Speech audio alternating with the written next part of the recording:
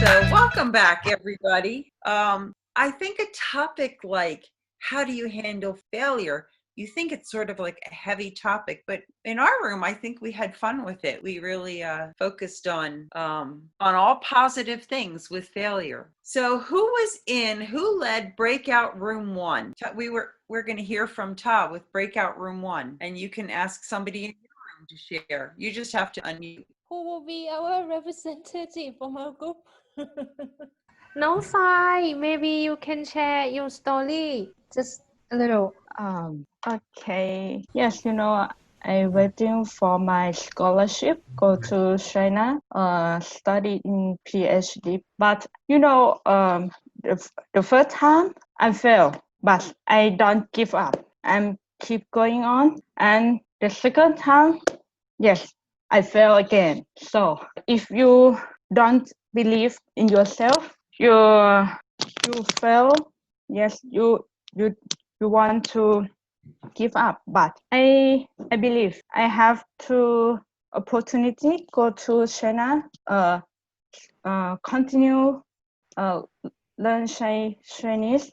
So I believe, and so I want to application again. So I believe opportunity. And Jack Ma said, you fall, you stand up. If you have a dream, you will go ahead. I think so. It's very good for me. Thank you. Very good. Thank you. I think we can all give her a clapping hands on that.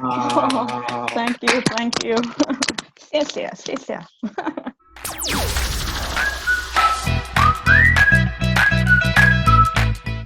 Okay, so I was in breakout room 2 with, and I hope I say your name right, Ada, and I had Precious Rose and Tung. So we are going to hear from Tung. Thank you. Okay, in our brain group, we just talk about how we handle to failure. And I think most of our opinion, we just encourage each other about how we handle to failure, what happened to our life. But for me personally, I just talk about how I handle to difficulties or problems, failure in my life. Like only I was born in Christian family, and I just been trained this way, to just look up to God, to trust God first. That's the only thing that I can handle things. When we heard Steve Jobs, yeah, it's good that we got idea and we got inspiration and from him, but in a way of believers, is a little bit different. Like for me, completely just depend on God.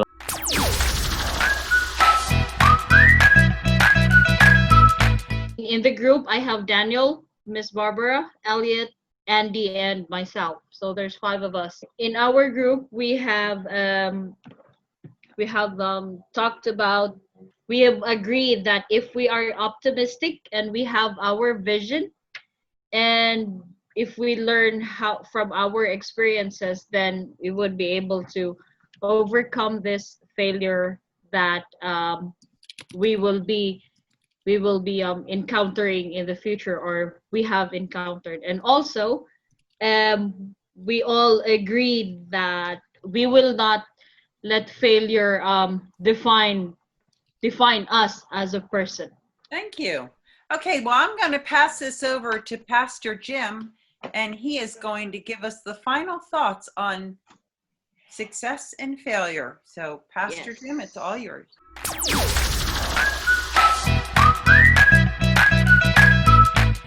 Yeah, what a great subject to discuss, because I think it's all near and dear to all of our hearts, and we've all experienced it, and we are experiencing it, and we're learning how to deal with it. So this is great to be able to go around the world and hear everybody's stories and whatnot. And I was thinking that as everybody was sharing, it was you have the external failures, like all inventors, all business people, as we have heard, scientists, everybody experiences whatever they're doing, it's kind of a trial and error, and you keep doing it until you get to the point where you want to be. But I was thinking how failure, when it's internalized, that has the greatest impact on us. Wow. And it can defeat us. And so we have to be very careful that we don't let failure define who we are, because God has created all of us, and he has a purpose and he has a plan, and God's thoughts towards us are always positive. So we never need to let failure define us. In fact, as we heard, we can use those failures as a stepping stone to get to where we want to go. So it was so good how, it was shared that sometimes we tend to want to think negatively about ourselves, and it defeats us. But if we learn how to replace those negative thoughts with positive thoughts, it's much easier to achieve where we want to go. And I think another little aspect of this too is failure in relationship, because in our lives we have relationships, we have family, we have friends, and sometimes in those relationships we experience failure, whether it's on our end or whether it's the other person's towards us. And I think it's important that we learn how to be able to forgive when that failure in our relationships comes in. Because if we don't forgive, if something happened to us, then it can create bitterness and it can defeat us and we give up. But we don't want to go there, and we don't have to go there.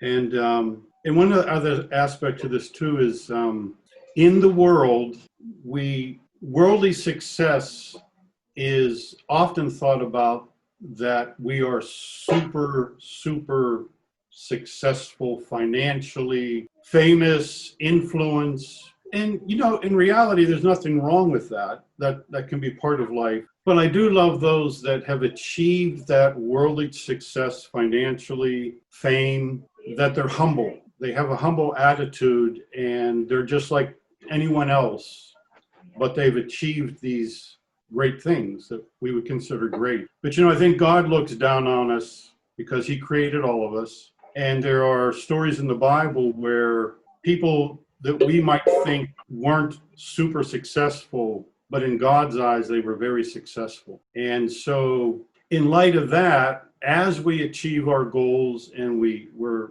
trying to get to a certain place, I think we can just remember that in our hearts, we can rest and we can have peace, that whatever level or stage we're at, or however financially successful or whatever, God sees us to be successful in his eyes, and wants us to succeed, wants us to excel, wants us to adventure. And but always, I think when you're experiencing those difficulties, when you're in your room alone and it's quiet, just remember that you have value just because of who you are. And I think that can create that strength to be able to pursue the things that we desire to achieve. So I look at all of your faces and I see success, Wow.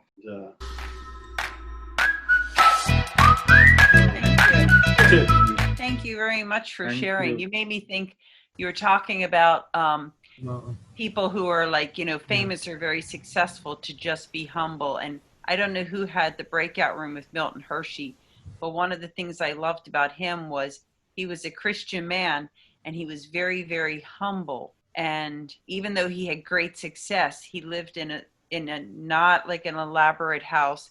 It was just him and his wife, and they couldn't have children. And they put all their money into a trust fund that has continued. So he died 75 years ago, but the Hershey Company's profits go into that trust, and they pay for orphanages, they pay for schools, they pay for the medical center.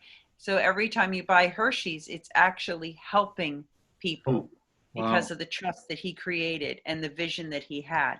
So we are going to hear from Ta now, because we've got some exciting stuff coming up next week. So Ta, It's all yours. And Yes. when Ta is finished, I'm sorry, we're going to hear from Hannah. So Hannah can be ready to play when Ta finishes. Wow, thank you. I wish we could have more time for tonight because the topic is really interesting.